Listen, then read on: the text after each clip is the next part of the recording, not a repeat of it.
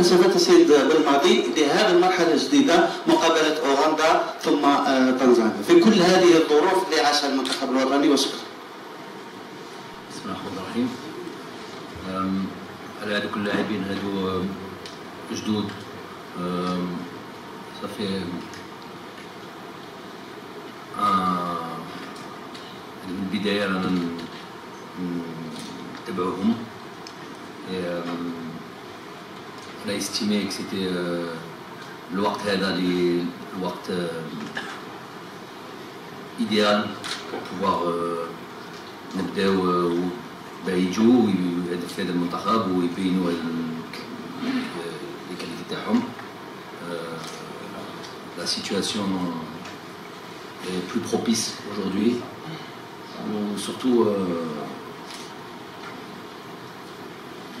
pour venir en équipe nationale, c'est tout un processus, notamment le scouting ou l'observation de l'AIB. C'est des joueurs qui pour nous, ça fait très longtemps qu'on a été fait. On a estimé que c'était le bon moment pour eux de venir en sélection. Ça c'est la première étape pour eux. المهم ماشي هذا، المهم c'est tout n'est pas encore arrivé pour eux. Évidemment que s'ils sont là aujourd'hui, c'est qu'ils ont évidemment des qualités. Ils ont montré qu'ils méritaient d'être observés et ils méritaient de rejoindre le groupe, ce groupe-là. Ensuite, il y aura ce que je vais estimer peut-être être le plus difficile. On a vu des joueurs qui sont arrivés dans toutes les sélections au monde. On a des joueurs qui ont une sélection. On a des joueurs qui ont très peu de sélections. Ça veut dire que arriver en équipe nationale n'est pas une fin en soi.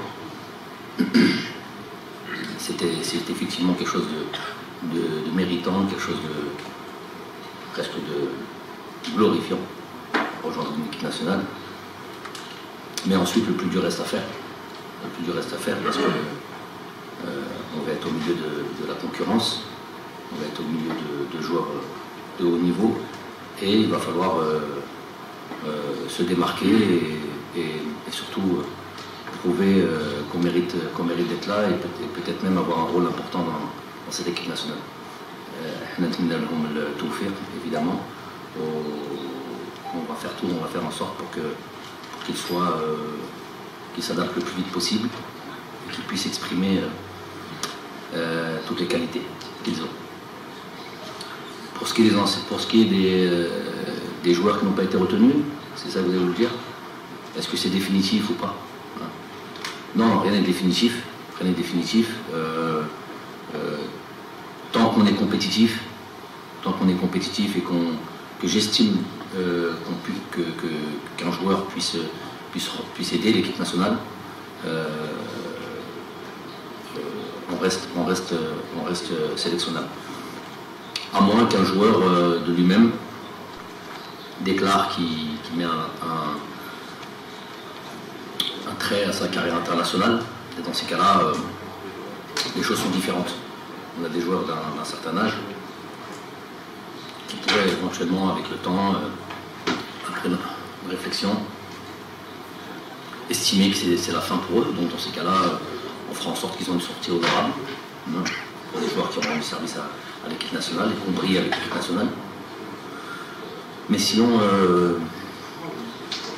tous ceux qui sont compétitifs et qui me donnent l'impression, staff et moi-même, qu'ils peuvent encore aider cette équipe nationale et faire en sorte qu'elle soit la plus forte possible. La porte est toujours ouverte. Monsieur Nuri. Monsieur Djemal Belmadi, je me trouvais dans cette salle lors de votre installation il y a quelques années.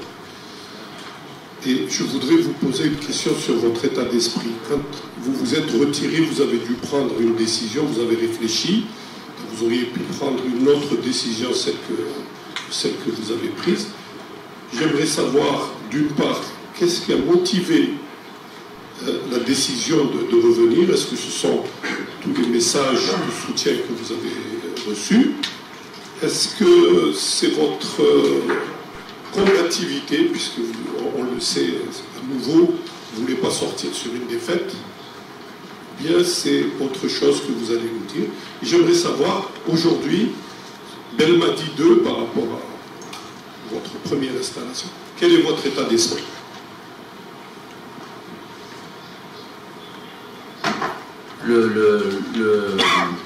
Les messages dont vous parlez de ceux qui ont motivé déjà ma venue et qui ont confirmé la confiance qu'ils avaient en moi, en mon staff, c'est la raison principale pour laquelle je suis là aujourd'hui. J'ai presque envie de dire que tout le reste est anecdotique. Si j'avais estimé, si j'avais senti qu'il y avait le moindre doute, je ne serais pas là aujourd'hui, c'est simple que ça. Et même comme ça, on est quand même passé par beaucoup de comment dire ça, décisions qui allaient un jour comme ça, l'autre jour comme sans s'opposer. Il fallait beaucoup de recul, beaucoup de lucidité aussi, et se dire que voilà, si on estime qu'on peut encore faire briller cette sélection, je me dois de répondre à cet appel. Ça, c'est la première des étapes déjà là-dedans. Ensuite, évidemment qu'il faut avoir en soi des convictions, je vais dire presque certaines certitudes, même si on n'en a pas à 100%, mais il en faut quand même. Et puis surtout l'envie, parce que le métier n'est pas facile, parce que représenter une sélection nationale, quelle qu'elle soit, c'est toujours une grosse responsabilité. Alors encore plus quand c'est celle de son pays, il faut pouvoir être à la hauteur des attentes. Donc c'est une réflexion qu'il fallait avoir aussi. Il faut beaucoup d'énergie pour ça, il faut beaucoup d'envie pour ça. Mais quel mariage c'est là. Mais aujourd'hui, on arrive avec beaucoup d'envie, beaucoup de rage, sinon je ne serais pas là. Et au moins cette honnêteté-là, où on est capable, on n'est pas capable. Donc voilà, j'estime qu'on devait, de un, répondre à comment appeler ça, à l'attente, en tout cas à l'estime du peuple. Ensuite, ça devenait plus technique. Et là, faire un travail sur soi-même et savoir qu'est-ce qu'on est capable de faire, qu'est-ce qu'on est capable de proposer, comment on est capable de... Et après, voilà, c'est le début de la réflexion, c'est le début de la réflexion sur le travail. Et là, il faut que peut-être que des nouvelles idées naissent. Il faut peut-être que sans je vous l'avais dit à la conférence de presse d'après-match, sans tout remettre en question, mais quand même essayer sur certains points, de se réinventer et de faire en sorte de surprendre, de nouveau être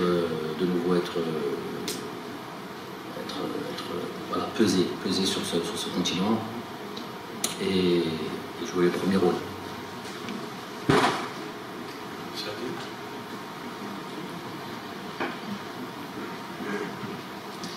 السلام عليكم كوتش، شوفي سادي قناة الوطن وان تي في. كوتش، تحدثت منذ قليل عن غياب بعض اللاعبين واللاعبين الجدد. نتحدث اليوم عن غياب أبرز عنصر في المنتخب الوطني الجزائري، عن رياض محرز أقصد. بخصوص رياض محرز، شفنا عبر بيان نشرته الفاف عبر موقعها الرسمي تمنيات الشفاء العاجل للاعب. بالمقابل رياض محرز كان انهى الموسم نتاعو مع السيتي دون اصابات خطيره، ومن جهه اخرى شفنا تداول بعض الصور للاعب في مراكش كان يستمتع بالعطله نتاعو. كوتش ما تشوفش ان هذا راح ياثر ربما عن روح المجموعه، كون ان رياض محرز يعتبر عنصر اساسي داخل التشكيله، وشكون تشوفوا ربما الانسب اللي راح يتولى منصب قياده المنتخب او القائد اللي راح يكون قائد الفريق اقصد. شكرا.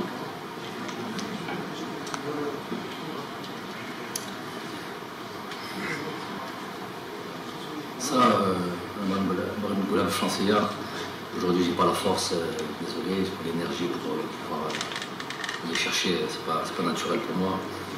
De bien développer en arabe, c'est difficile. Désolé, surtout pour des sujets aussi importants pour vous. Pour moi c'est une non-affaire, mais on a malheureusement besoin des fois de se mettre comme ça. C'est l'époque qui veut ça, du mauvais buzz, du derrière, j'ai même envie de dire, les SF, pour le tout préoccupé de ce que on peut se poser la question de pourquoi le capitaine de l'équipe n'est pas là, ça, on peut se la poser. Mais dès qu'on a déjà une grosse partie de la réponse avant même de commenter ça, en allant dans tous les sens, jusqu'à aller chercher à savoir pourquoi il est en vacances dans tel ou tel endroit. Je trouve que ça n'élève pas le niveau, excusez-moi du terme, du journaliste algérien, sportif en tout cas. Le plus important, c'est une question sur laquelle on peut répondre. Pourquoi il n'est pas là? On a déjà donné une partie de la réponse. On a reçu un rapport médical de son club. Manchester City, seulement lui, qui dit clairement, sans rentrer dans les détails, parce qu'il y a le secret médical, c'est pas de mon ressort, je ne vois pas aussi même de quel ressort c'est de qui que ce soit pour pouvoir commenter la blessure exacte du joueur. Maintenant, si on veut rentrer un peu plus loin et se dire mais il a pu participer quand même à la dernière rencontre, parce que même les deux dernières rencontres, même en sortant assez tôt de la rencontre, ce qui pourrait être déjà une première des réponses. Faut vous rappeler qu'après les 2 matchs du Real Madrid en Champions League, il n'a pas joué les 2 rencontres qu'on suivi, ce qui peut expliquer le mal dont il souffre. Ensuite, il restait 2 rencontres capitales, peut-être, on connaît le football. C'est comme ça, on serre les dents. Je vois Ibrahimovic, je ne sais pas si vous suivez ça, qui dit qu'il a joué toute la saison avec beaucoup de piqûres sur son genou. Je sais pas, il a parlé de plus de 20-40 piqûres. Traitement médicamental, si je peux exprimer ainsi, pour pouvoir faire le don de ce scudetto à son pays. Donc il y a cette histoire d'esprit de sacrifice. J'imagine, c'est pas que les rencontres, nos rencontres sont, et surtout le timing de nos rencontres sont hyper importantes, qu'on s'y méprenne pas. Mais peut-être que si demain on avait, je sais pas, une finale de Coupe d'Afrique, un match, peut-être qu'il aurait dû serrer les dents et peut-être qu'il aurait dû jouer, même si moi j'aime pas ça en tant qu'entraîneur, parce que avant tout c'est protéger la santé des joueurs. Forcer un joueur à jouer, je l'ai jamais fait. J'ai eu des joueurs compris durant mon passage en sélection. Il y a eu plusieurs fois, notamment au Riyad, des matchs extérieurs, où il était pas bien. Plusieurs autres joueurs n'étaient pas bien, à la limite de ce qui pouvait expliquer derrière des rencontres performances assez moyennes de ces joueurs-là. C'est des choses peut-être qu'on cache, qu'on dit, mais j'ai toujours donné la possibilité aux joueurs de prendre la décision. Peu importe le match, peu importe l'importance du match, c'est la première chose que j'estime qu'un entraîneur, un éducateur doit avoir, à savoir protéger la santé du joueur. Donc pour revenir à pour en finir avec ça, on a reçu un rapport médical de son club qui dit qu'il est blessé. On aurait pu, je ne l'ai jamais fait depuis 4 ans aussi, on aurait pu faire venir le joueur et faire constater la blessure. Il était presque plus que enclin à le faire. Je ne l'ai jamais fait avec qui que ce soit, pourquoi je le ferai avec Riyad Mahrez? Il faut savoir qu'avec Riyad, ça sera le mot de la fin par le concernant, c'est peut-être le joueur avec lequel je suis le plus voilà, demandeur, à savoir le plus exigeant, et avec lequel j'ai eu le plus peut-être à devoir à serrer un petit peu, entre guillemets, un petit peu la vis avec lui. Après, les performances sont les performances. Il a été excellent en équipe nationale, il a été même comment dire, capital sur certains matchs. Il en a fait d'autres qui sont un peu moins bien. Donc on ne mixe pas ça et ça. On ne mélange pas le fait que voilà, qu'on estime que peut-être on attendait plus de lui sur certains matchs, notamment les derniers matchs, et le fait qu'aujourd'hui il estime qu'il est blessé, qu'il est en vacances. S'il est blessé, il a le droit d'aller là où il veut. C'est pas de mon ressort, ça ne devrait pas être le nôtre. Le plus important, c'est que les choses sont bien établies. Il y a eu un rapport médical de fait. Il était enclin à venir faire constater sa blessure. J'ai décidé de ne pas le faire. Comme je l'ai fait, je n'ai jamais fait venir un joueur pour faire constater sa blessure quand on a reçu un rapport médical. On estime qu'il y a un rapport de confiance à avoir et avec les clubs et avec les joueurs. C'est pas aujourd'hui que ça va commencer à créer le doute ou créer ça, parce qu'il n'y a pas lieu de le faire. Voilà.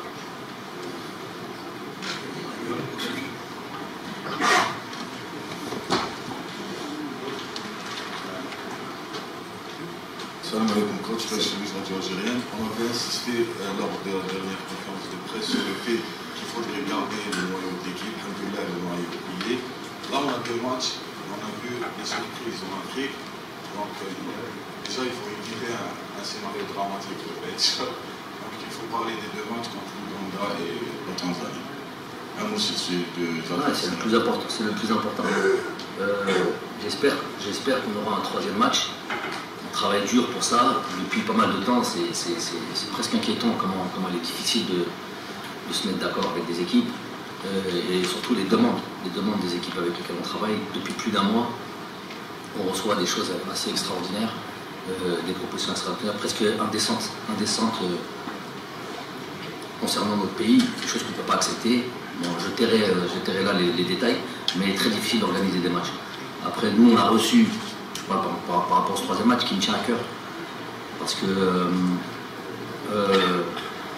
on a 2 matchs de qualification, le Coupe d'Afrique, sur lesquels on veut évidemment, comme d'habitude, gagner et voilà, se qualifier le plus tôt possible, chose qui n'a pas toujours été le cas. Vous le savez, je n'ai pas besoin de vous le répéter.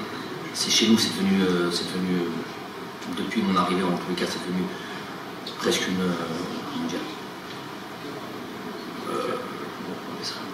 une formalité de se qualifier le Coupe d'Afrique. Ça n'a pas toujours été le cas. On a raté plein ces dernières années.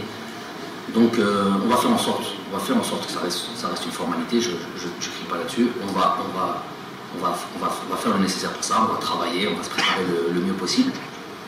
Mais en même temps, par rapport à ça, il est difficile justement de ces joueurs que l'on fait venir, ces nouveaux joueurs, de les jeter dans le bain comme ça, sur des matchs avec une certaine spécificité, peut-être qu'ils ne connaissent pas, sûrement qu'ils ne connaissent pas. Et les mettre dans la difficulté, c'est pas l'objectif des choses. Les choses, elles se font.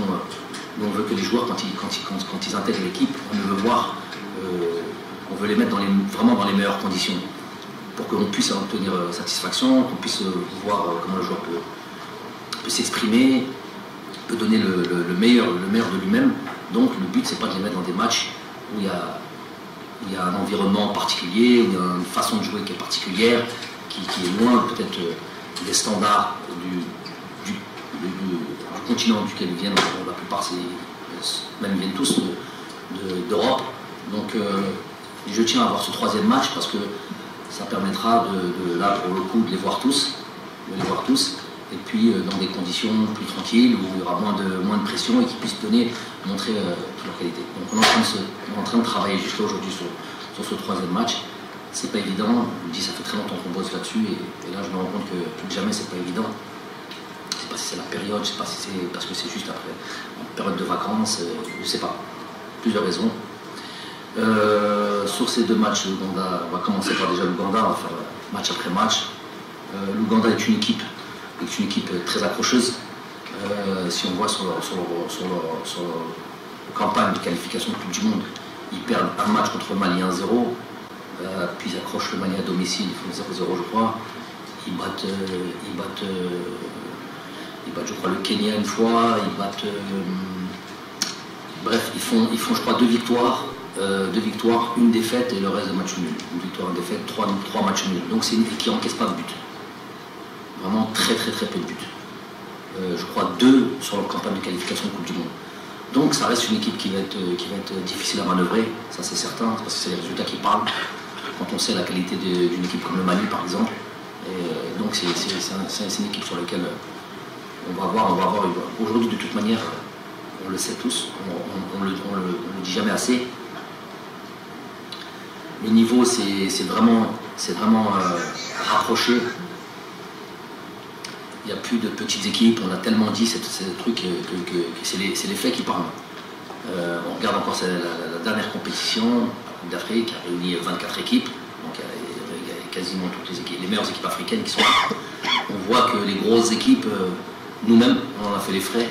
Le Sierra Leone, le Guinée équatoriale. Je parle de la meilleure équipe du moment, à savoir le Sénégal, qui gagne 1-0 sur son premier match contre je ne sais plus qui. Le Malawi, non, pour le match Malawi, non, c'est le dernier match. Le match Zimbabwe, 94e, 97e minute, comme ça, pénalty de Mané. Deuxième match contre la Guinée, mais la Guinée, c'est une bonne équipe, la Guinée. C'est 0-0. Troisième match Malawi, 0-0. Donc, pour à la fin finir champion d'Afrique. Ça, c'est le meilleur exemple. Après, je pourrais citer en pagaille.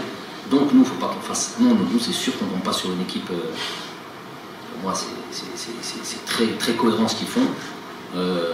Donc il va falloir vraiment se préparer et se remettre dans l'esprit à la conquête, et reconquête, j'ai envie de dire même.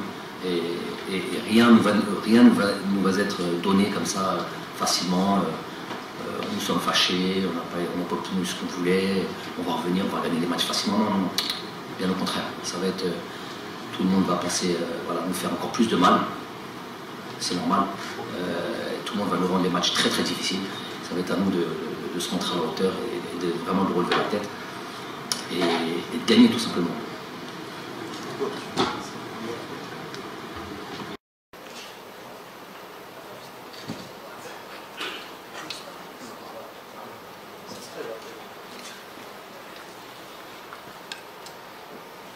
Bonjour coach.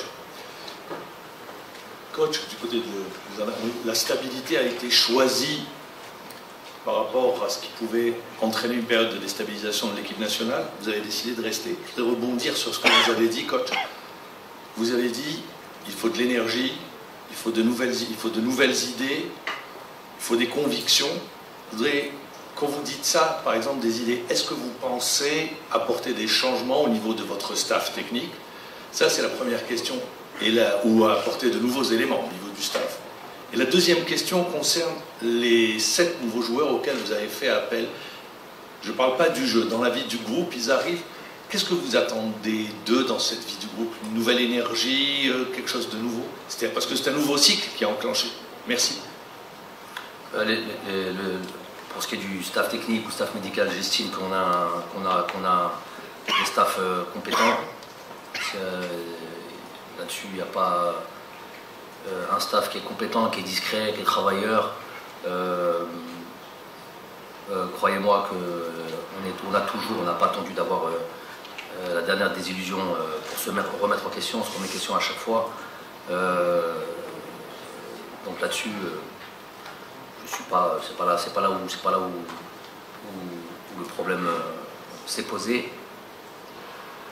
Tout le monde, leur CV parle pour eux, que ce soit le staff médical, le staff technique, leur envie est là, la compétence est là, donc il n'y a pas à se tordre le cerveau dans ce domaine-là.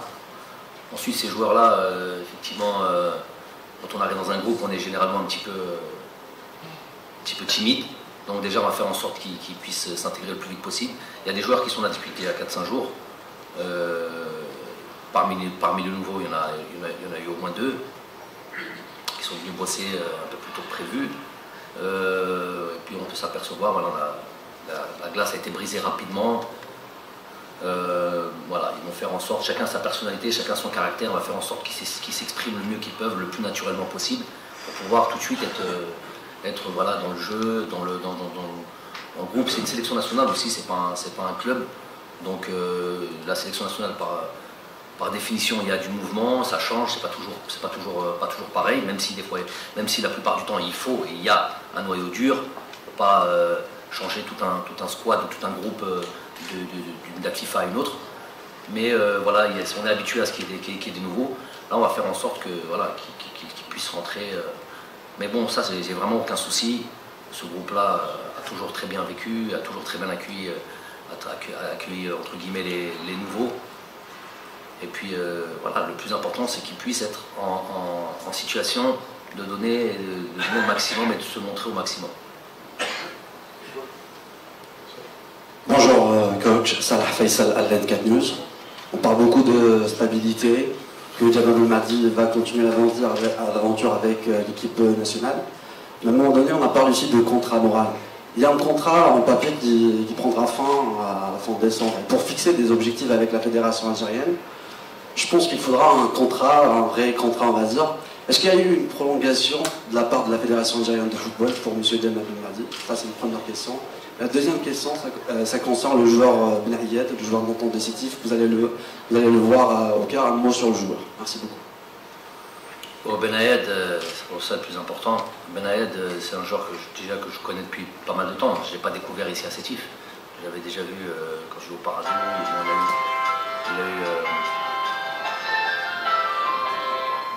Il a eu malheureusement une blessure qui l'a stoppé un petit peu dans son élan. Je pense qu'à ce moment-là, il était, pour en avoir discuté avec son président à l'époque, il était en phase de partir pour l'Europe, Belgique ou un truc comme ça. Il a été coupé dans son élan avec sa blessure. Il s'est bien remis.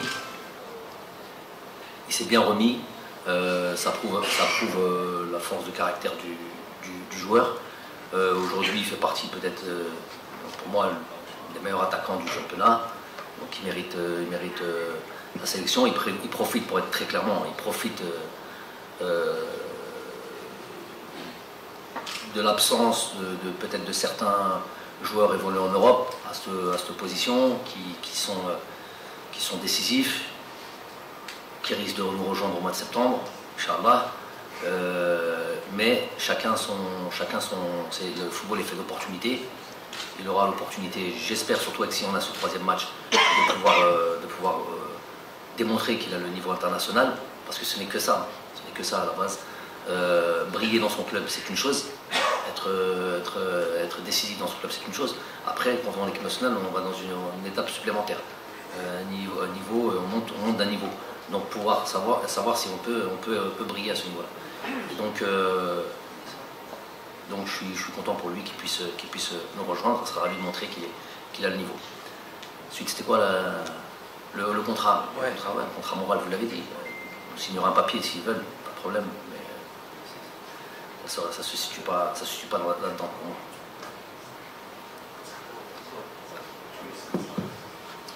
Confrère, consoeur, coach, chargé de communication, bonjour à Zulf. Donc moi je préfère parler du fond. Le fond, c'est que un nouveau challenge qui commence pour vous, coach, malheureusement qui intervient dans un contexte d'anarchie, où ce stage intervient au même moment où le président de la fédération a été forcé de démissionner. Donc, ironie du sort, donc un stage sans fédération. Et ma première question est relative à l'échec de l'objectif du mondial. Donc, après avoir raté cet objectif principal, à savoir la qualification en Coupe du Monde, comment allez-vous, coach, remotiver un groupe au bord de la déprime sportive? Et est-ce que vous allez parler à vos joueurs et leur dire d'oublier l'épisode du match à rejouer face au Cameroun? Ma première question. Ma deuxième question, comment avez-vous réagi à toutes ces attaques qui ont fusé après votre déclaration à RMC de plusieurs acteurs du football africain, dont celles qui vous ont même traité de raciste? Merci, coach. Pour ce qui est du football, qui est la partie la plus importante, évidemment, avant même de convaincre ou de remotiver les joueurs, il faut nous-mêmes être enclins à repartir. C'est le cas, même s'il y a beaucoup, je le répète, beaucoup de colère en moi, il n'y a pas de souci là-dessus. La colère, pour moi, elle va être gérée, elle va être surtout, pour moi, transformée ou utilisée justement pour repartir. On n'a pas du tout aimé, on pourra dire un mot là-dessus, je pense. On n'a pas du tout aimé la manière dont ce dernier match s'est passé, tous les niveaux, notamment à la fin. Donc il y a une partie qui est à la fin du match qui met en colère, et il y a une partie qui est tout le match qui a duré, je répète, 120 minutes, donc 2 heures. Donc on ne peut pas oublier ce qui s'est passé pendant 2 heures. Donc on pourra dire 2 mots là-dessus.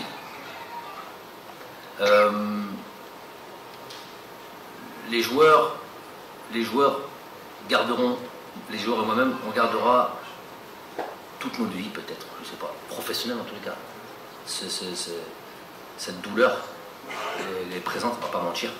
Cette douleur d'avoir raté cette qualification de Coupe du Monde, puisque c'était notre objectif. On a travaillé 4 ans pour ça. On a été invaincus pendant 4 ans. Presque accroché à un record mondial dans ce domaine-là d'invincibilité, puisqu'on est à 2 matchs, je crois, de moins que l'Italie. Ce qui est une performance en soi, même si certains veulent peut-être la négliger. Les ennemis de toujours. Passage, gagner des trophées, chose que l'on n'a jamais fait aussi dans l'histoire de notre pays, à part en 1990. De temps en temps, il est bon de le rappeler. Donc on a prouvé par les faits à quel point on était une équipe déterminée à aller à ce mondial. Il y a eu une petite chute lors de la dernière CAN. Des circonstances, si elle a, on peut en parler. On va accepter l'idée que ce soit un échec. Mais dans l'ensemble, c'est un groupe qui a été performant pendant de longues années. C'est quelque chose qui n'est jamais arrivé aussi. Si après on regarde aussi ces 2 derniers matchs-là, on continue contre une équipe du Cameroun que l'on n'a jamais battue aussi dans notre histoire, qui n'a pas perdu chez elle pendant 24 ans et qu'on va battre finalement chez elle. Donc on continue sur l'idée que c'est une équipe qui est performante et une équipe qui est capable de renverser les choses même inattendues où personne des fois même où certains doutent. Ce deuxième match s'est passé comme il s'est passé. Et là je peux faire une transition sur la deuxième question, sur mon intervention. Je suis surtout intervenu parce que j'estime avoir défendu l'intérêt de mon équipe nationale, l'intérêt finalement de mon instance qui est la fédération algérienne, défendu l'investissement des joueurs, parce que ma première douleur, elle va aux joueurs, bien sûr au peuple. Les joueurs font partie du peuple, donc elle est là ma douleur la plus profonde. C'est pas quelque chose de personnel, c'est d'abord pour eux qu'on est accablé, abattu, et de se dire que tous ces efforts réunis, et puis réduits à néant, et là je vais dans la deuxième question, et réduits à néant parce que ce que j'estime être un match, ces matchs-là sont des matchs de qualification. Si vous regardez tous les matchs de qualification, dans toutes les zones du monde, pour ça il faut s'intéresser au football, bien sûr, il n'y a aucun match où c'est la fête. Il n'y a aucun match où c'est la Samba, où toutes les équipes déroulent. À part quand tu joues la France contre le Liechtenstein, c'est sûr que tu vas avoir une... comme nous, quand on a joué contre certaines équipes, on a déroulé, c'est normal, il y a un rapport de force qui n'est pas égal. Donc, mais sinon, dans tout l'ensemble, on voit que des matchs ric-rac. Regardez le Portugal, encore l'Italie qui se fait éliminer, le Portugal qui passe vraiment sur des... Beaucoup d'équipes. Nous, on joue le Cameroun. On a, dans notre historique, on ne les a jamais battus. C'est avant même d'avoir joué, ils ont toutes les statistiques en leur faveur. Donc on va les battre chez eux. On a perdu depuis 24 piges.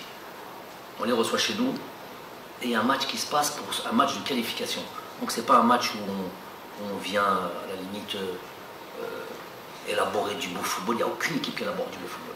Il y a une équipe qui est là pour mettre en place le meilleur système tactique pour gagner, si on veut rentrer dans l'aspect technique. Si vous regardez les 10 matchs de barrage, aller-retour, okay, ça fait 10 matchs.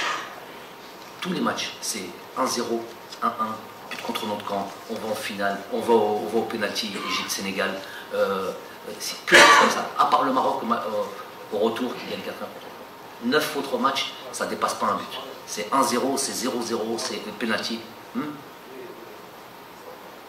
Ça parle au téléphone, d'accord. Donc, quand je dis ça, nous, déjà que les matchs sont hyper serrés, déjà que l'historique est en faveur de cette équipe-là, qu'on a un petit moment entre guillemets, de doute par rapport à cette Coupe d'Afrique. Si en plus de ça, on nous rajoute, j'ai pas peur de le dire, c'est ce que j'ai dit, je le confirme, et j'attends qu'on m'invite, qu'on m'appelle, qu'on appelle ça comme on veut, qu'on me convoque. On a un arbitre qui fausse tout ça. Donc si certains ont envie de parler de... Si on a un qui n'est pas convaincu déjà ici du fait, parce qu'apparemment, il y en a, ils n'étaient pas complètement convaincus que l'arbitre a faussé tout ça. Ils sont restés sur les 20 dernières secondes, oui, mais avec tout ça, on aurait pu maintenir, on aurait dû garder ce résultat. Effectivement, on aurait dû. D'où ma colère, il n'y a pas de problème là-dessus. Mais j'ai envie de dire, ça fait plus de... depuis 2019, et notre sacre, jusqu'à aujourd'hui. Si vous voulez faire l'historique, moi j'aime ceux qui font leur travail. J'aime pas qu'ils viennent juste se baser sur mes paroles, notamment sur des plateaux, que ce soit ici, que ce soit en dehors du pays, qui viennent prendre 2 mots, ils en font leur émission, ils font un buzz. Ça, c'est des journalistes, je leur ai dit sur RMC d'ailleurs, il n'y a pas de déontologie, il n'y a pas de professionnalisme, il n'y a rien du tout. Si tu veux t'intéresser au football africain, tu y viens et tu vas vraiment, il n'y a pas de problème. N'importe quelle instance, même si on a envie de régler le problème entre nous, entre Africains, mais si les gens intéressés, ben ils viennent en profondeur, et ils viennent faire un travail sérieux. Donc nous, le problème, il ne date pas d'aujourd'hui. Le problème date depuis 2019, et je peux vous donner les faits. Chaque match, rappelez-vous du match en Zambie, 2 pénaltys, et c'est scandale que ça a été. D'ailleurs, l'arbitre avait été sanctionné pour 3 mois, la blague continuait. 3 mois, c'est l'équivalent entre 2 dates FIFA. Match Botswana, les attentats pour match au Burkina Faso à Marrakech, avec notre ami Bondo, qui a eu son lot de... On l'oublie parce qu'on a gagné le match. Moi, je suis dans les détails, je suis dans l'aspect profond des rencontres. Le match au Cameroun était déjà un match... Il y a eu Rami qui a été suspendu, c'est pas fait par hasard ça. Sur une touche où on ne fait même pas de sommation. Je l'ai dit quand certains me disent ouais mais il aurait dû jouer sa touche plus vite. On est toujours en train de se tirer des balles dans le pied, on n'est jamais d'accord sur ce qu'on nous fait. Donc quand Faye, celui qui centre au match retour, était aussi passible d'une suspension et qui fait un peu les tacles qu'il fait sur Youssef Blaili, beaucoup plus méritant un carton jaune que la touche sur laquelle Rami a mis du temps. Il n'a jamais mis le carton jaune. Il savait que d'un côté, il y avait une équipe qui avait 3-4 joueurs qui étaient passibles de rater le deuxième match. Des 2 côtés, il savait où mettre le carton ou pas mettre le carton. Donc ça, c'est des choses qui passent, qu'ils savent faire. Moi, j'assume ce truc-là, je continue à le dire. Si les gens sérieux veulent venir s'occuper du football, si M. Infantino, responsable du football mondial, qui a fait comme priorité de rendre le football africain, parce qu'il sait que c'est une source de joueurs, de talent énorme, qui viennent nourrir, qui viennent comme ça, qui viennent en Europe et qui viennent faire les beaux jours de tous les clubs européens. Il sait ça. Donc, qui dit qu'il veut mettre de l'ordre dans l'arbitrage, je ne sais plus exactement comment il a dit, mais en tout cas clairement là-dessus. Mais ça, c'est des belles paroles. Finalement, il n'y a rien qui est mis en place. Tout le monde le sait. Et moi, je vous invite à dire, à part certains, il y a certains qui le font ici. Mais vous attendez toujours que ce soit une personne, et notamment moi. C'est pour ça que je me dis, quand je monte au front, je viens pour défendre l'équipe nationale et la fédération. Qui a soutenu? Qui a tiré dans le même sens? Chaque part. Désolé, vous n'avez pas fait votre travail. Tout journaliste, à part Hachal Mestehaj, non. Soit ça se tait, soit ça va dans le sens contraire. Donc voilà, ça c'est une réalité. Aujourd'hui, si on est faible de ce point de vue-là, moi je vois des réactions. Il n'y a pas longtemps d'un joueur qui a été pointé du doigt pour une prise de position. Vous savez de qui je parle en France? Vous savez de qui je parle en France? Vous savez ou vous ne savez pas? Vous ne savez pas, malheureusement. C'est un problème. Alors que c'est qui? Voilà. Donc, il y a tout un pays. Il y a le président de la République qui monte au front et qui se montre solidaire de son joueur pour une prise de position. Nous, on vient défendre l'intérêt de l'équipe. Je ne vais pas défendre mon intérêt à moi. Moi, j'ai dit j'étais prêt à tout. Ouais, pas de problème, je ne défendais pas mon beefsteak, je ne prêchais pas pour ma paroisse. Si, ma paroisse c'est mon pays, ma paroisse c'est ma fédération. On se sent lésé, on monte au créneau. Donc après, eux, ils utilisent tous les moyens qu'ils font décrédibiliser l'homme, aller lui parler des choses les plus ridicules, de racisme. Moi, mais j'ai trouvé qui sur mon passage, moi? J'ai trouvé qui avec moi? J'ai besoin de personne. Hein. Si vous ne vous sentez pas concerné, si vous ne sentez pas habité de venir défendre les intérêts de vos propres intérêts, ou si vous n'y croyez pas.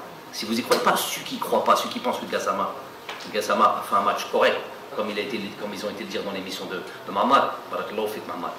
Donc, je termine après, je crois. Donc, quand il y a des prises de position comme celle-là, s'il y en a un ici là, qui est prêt à dire non, mais quand même, coach, Gassama, il n'a pas été si mauvais que ça, qu'il lève la main. J'aimerais bien que la caméra se tourne vers lui et qu'on le montre. Gassama, son match a été. Comment il a été son match? Donc il n'y a pas un qui le pense. Alors comment j'arrive à voir, comment j'arrive à entendre quand tout le monde se bat?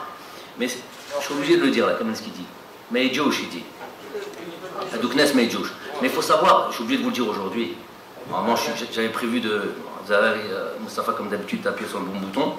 Je n'avais pas prévu de parler de ça. Moi, ce qui m'intéresse, c'est l'Ouganda et le truc. Mais pour repartir sur un nouveau truc, on est obligé de régler ce qui doit être réglé. Il faut savoir que tous ceux qui se disent ennemis de toute la journée, tout ce qu'on fait, ça sera tout. Déjà, ils n'apportent rien au pays. Ça, c'est une première des choses.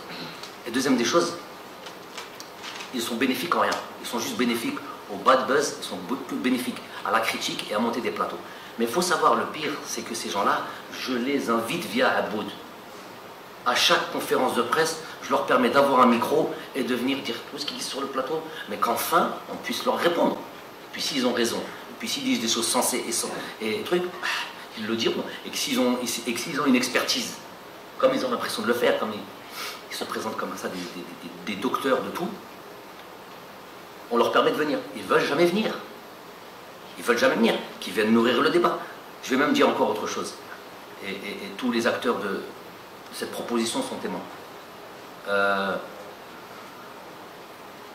Juin dernier, on demande après, je demande, avec Aboud, en accord avec Aboud, de faire, c'était pour moi la fin pas d'un cycle, mais en tous les cas, après le match de la Tunisie, match amical, on avait cette date, faire 3 matchs. Je me dis qu'il était bon, avant les qualifications de Coupe du Monde, de faire un bilan de ce qui a été fait et parler de la perspective d'avenir qui était la Coupe du Monde, même s'il y a une Coupe d'Afrique entre-temps. Donc j'estimais que c'était une possibilité. À part les conférences de presse, je m'exprime quasiment nulle part, à part une ou deux fois à la radio à Ramat. Donc je me suis dit, ok, on va faire une grande émission, s'ils le veulent bien, sous notre sponsor, notre télévision nationale, avec tous les grosses chaînes privées et tous les, plus ou moins, les différents consultants ou animateurs pour parler du football, pour parler notamment de l'équipe nationale, de ce que je suis en train de faire, de ce que nous sommes en train de faire, et que chacun sera libre. La radio aussi, voilà, toutes les instances et tous les différents organes, connus, reconnus, pour pouvoir parler de ça. Et libre à eux de dire tout ce qu'ils ont envie de faire. Donc c'est une proposition qu'on a faite. Et ça, c'est la télévision nationale qui gérait ça avec tout ça. Donc télé et radio. Résultat final. J'attends, j'étais à Sidi Moussa, donc c'était les vacances estivales, j'attends ici 5 jours. Tous les jours, je demande à Boudalor, on en est où? On en est où? Eh bien, ça s'est jamais fait. Je pense que ça aurait été une bonne chose, de faire un bilan, et que tout le monde ait l'occasion de parler, tout le monde les divergences, parler des pour, contre, d'une chose. Et je pense que ça aurait nourri le débat, ça aurait aussi, surtout pour les amoureux du football, aurait été enrichissant pour eux, de savoir un peu plus ce qu'on fait, plus qu'une conférence de presse qui est basée sur 50 minutes, 1 heure. On ne peut pas passer tous les sujets. Là, on aurait eu le temps de passer tous les sujets en revue. Et puis, voilà, je pense que ça aurait été intéressant pour tout le monde. Et bien, juste pour des divergences entre différentes chaînes et différentes personnes qui monopolisent et qui prennent en otage finalement les amoureux du football et les gens qui auraient aimé voir une émission comme celle-là, et bien ça s'est pas fait. Donc aujourd'hui, et ensuite par contre, ils vont se réfugier dans des petits studios, et voilà, et on dézingue de tous les côtés parce qu'on a des projets, c'est toujours la même histoire. Mais je vous dis ça, juste je termine sur ça, Maman, je dis ça, dites-vous que je vais repartir, que maintenant je me tairai, que je ne donnerai plus de sens à tout ça, c'est fini. Je vous ai dit ce que j'avais à dire, notamment là, et plus jamais je rebondirai sur les pseudo-affaires. Vous me parlerez maintenant de technique, d'équipe nationale, de notre performance, de notre fond de jeu, c'est tout ce qui m'intéressera à l'avenir.